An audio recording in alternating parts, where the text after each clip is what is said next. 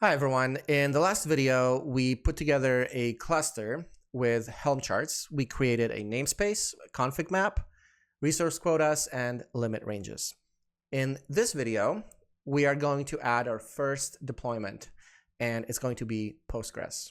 Now, deploying Postgres in Kubernetes is actually pretty straightforward, but there are a couple new concepts that we need to learn about before we can do so. So if that sounds interesting to you, stay tuned and let's jump in. All right, so in K8s, as you can see here, we do not have Postgres yet. What we're going to do is we're going to write a Helm chart and some Go templates for Kubernetes to deploy Postgres ourselves. So let's jump into Visual Studio Code, where we're going to take a look at the Postgres folder.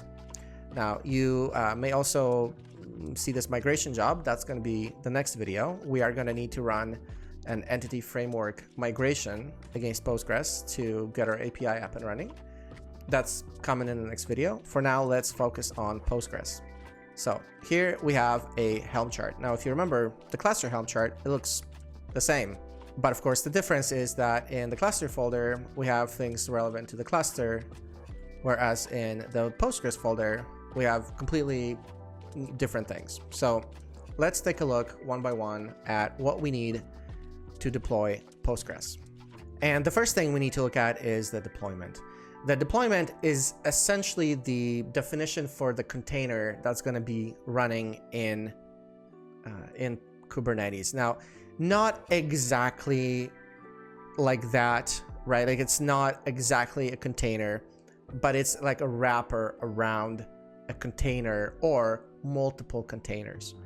Now, I'm not going to dive like super deep into all of the possible parameters for a deployment, but some of the key things that you need to know about are, well, the metadata. So this is very similar to what you remember from the previous video, which we did for config map and namespace and stuff like that. So every one of these Go templates is going to have some kind of metadata. Obviously, we are deploying this Postgres instance into a namespace, the same namespace that we created in the previous video. And then under the spec part, we're saying, all right, for this spec, this top level spec, is the spec for the deployment. Now that says, hey, this deployment will have one replica. Replica is how many instances of something is running. So for Postgres, we want to run one instance. There is a different version of Postgres, high availability Postgres, which is its own deployment. We're not going to do that here. We're just going to run one instance. But replicas is how you can multiply how many instances of something are running in the cluster. Now with that, of course, come complexities. So we're going to stick to one for now. We'll go into multiple replicas in a future video when we're deploying our API. And then we're looking at template. And the template is essentially saying to Kubernetes, what is each container going to look like? So each container is going to have its own spec. And you can see that under containers, we have a couple other things that we need to define. So we need to define what kind of image we want to grab. And in here, when you see .values, if you remember from the previous video, it's pulled from here. So we're going to be grabbing the Postgres 16 image, and Kubernetes will go and get that from Docker Hub. Now you can of course also define your own private repositories and so on, and we will do that also with the migration job, since that's now going to be published to the Docker Hub. But yeah, so that's the image. We also have the image pull policy. So we only pull the image if it's not already existent. This saves a lot of bandwidth that we do not need to use in the cluster. If we already have the image, we don't need to pull it again. Then we define what ports the container is going to be running on. So 5432, that's the default Postgres port. And then we define some other things like what the user, the password, as well as the name of the database for Postgres is. And these are environment variables, which you can see here under env. So this is the environment variable, and then the value is passed in from the Helm chart.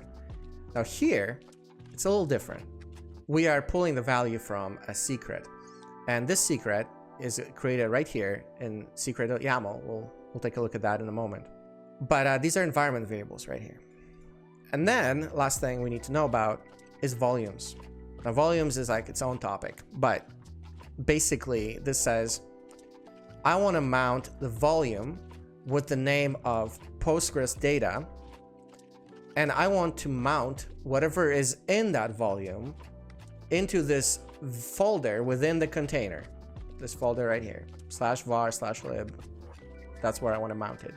And this name refers to this name right here and the volumes property. And this volumes property says, hey, for this type of volume named Postgres data, I want to use this claim, this persistent volume claim, Postgres volume claim. Okay, the persistent volume claim, or PVC, is essentially a way to glue the deployment or a stateful set or whatever to a volume. Inside the deployment, you don't define the volume that you want to mount. You define the claim, and then the claim defines the volume. There's a reason for that. We'll talk about that in a moment when we talk about the PVC. But yeah, that's the deployment. So that's what that looks like. Now let's take a look at the secret real quick. It's pretty basic.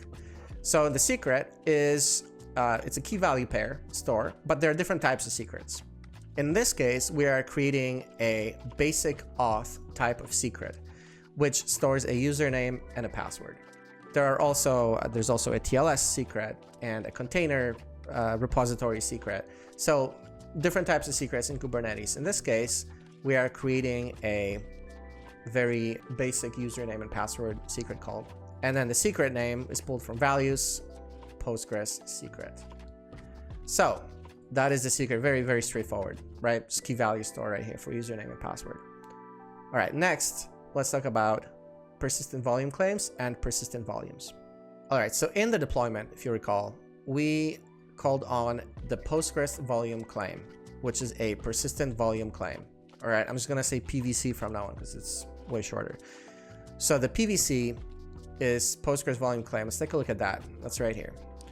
You can see that the name is the same, and there are a couple other properties that I urge you to read a documentation on, but the key thing that we want to focus on is the storage class name. The storage class name, in this case, the storage class name points to the same storage class as the persistent volume, and that's how they link together.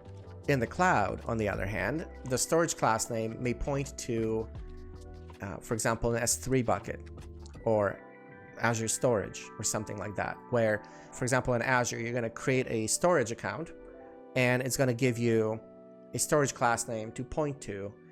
That's storage account is going to be linked to your Kubernetes, and you're not actually going to be storing anything on disk. You're going to be storing it in an Azure storage container or in an S3 bucket if you're hosting in AWS. So that is what the storage class name is. It kind of tells you, hey, use this for storing data. And the storage class, let's take a look at that in values, is a manual. Again, there could be multiple things here. It could be SSD or CSI or something else. And in the case of minikube, we need to say manual. Now, there are also other ways to store data in minikube, but for Postgres, let's just say manual. It's the simplest thing you can do. This storage class, keep in mind the storage class right here, storage class name, is going to be the same. Now we're looking at the persistent volume. It's going to be the same as here. Now, the persistent volume actually tells you where you're hosting your stuff. So in minikube, which we're running on top of Docker, we have something called a host path, which is the host being Docker itself. It's kind of weird, right? It's like not my PC at home. It's actually Docker. And then the Docker has a place where it stores data that's abstracted from us. But this host path is the same as here. So you can kind of see data/Postgres is where we're going to be storing our data inside the Docker container. So that's the persistent volume. Last thing we need to look at is the service. Service is super important because without it, no one can communicate with Postgres. So if you have another service running inside your Kubernetes cluster, it wouldn't be able to talk to Postgres without the service. And really what services are kind of entry points into the containers within Kubernetes. So we're saying, so this service is saying, hey, find me a deployment with this label. And if we look at our deployment, you can kind of see the label right here, right?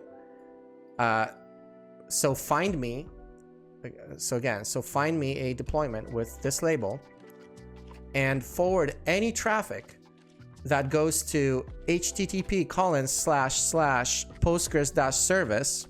Find me anything going to that URL internally in the cluster and forward it to port 5432 at this deployment. Now, networking in Kubernetes is a whole different beast, which we're not going to dive into here. Suffice it to say, there's something called KubeNet, which has internal DNS resolution for services. So Postgres-service will resolve to its own IP address. And we can actually take a look at that here, where you can see there are these IP addresses inside core DNS 10.244.0.5. And you'll see when we launch Postgres, you'll see Postgres running here with another IP address. So let's take a look how we can deploy this Helm chart so we can see Postgres up and running here. All right, and to deploy, really all we need to do is we need to go into the Postgres folder. And just like we did with the cluster, we have a chart in here. So really all we need to do is say Helm install. Now we're going to need to call this something. So we'll just say Postgres and then the location of the chart. Since we're already in the directory, we can just say dot, right? And press dot. And we can see here that a deployment was created. Now, if we go in here, whoa, look at that. We can see that we have something called a Postgres deployment that's currently being spun up and it's live. So our first deployment, and note that it's inside the homey namespace. It's no longer a kube system. We actually have our own first deployment running in the cluster. Now you can see also the IP address here is assigned by core DNS, by the internal DNS of the cluster. And the cool thing you can do in K8s is you can actually go down to it with the arrow keys on your keyboard.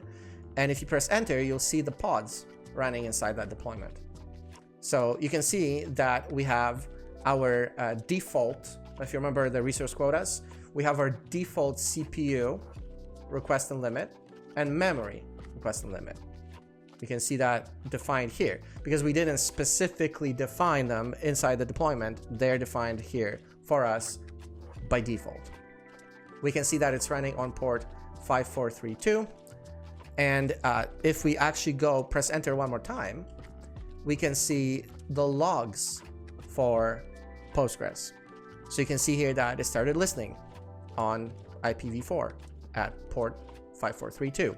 And honestly, now if you had something like pgAdmin, you could actually do something called port forwarding, which you can see here, Shift F. So we press Shift F. You can say, hey, I want to forward the port 5432 from within the cluster, within the container, to my machine, to my PC. And you can press OK, and it'll forward the port. You can see the port forward was activated on 5432 at the bottom there. So now with pgAdmin, let's spin that up. All right, let me bring that off the screen here. Okay, so we see here that we have a database, Postgres 16, which is what we are running in the container. And in there we have just the Postgres database with just one schema, the public schema. We haven't done any migrations or anything, so that's all we got. But yeah, we have a running database inside of our cluster. And that is it for this video. In the next video, we're going to run an entity framework migration against this database, which will create tables and store procedures and all this other stuff that we need for our deployment. So stay tuned, and I'll see you in the next video. Take care.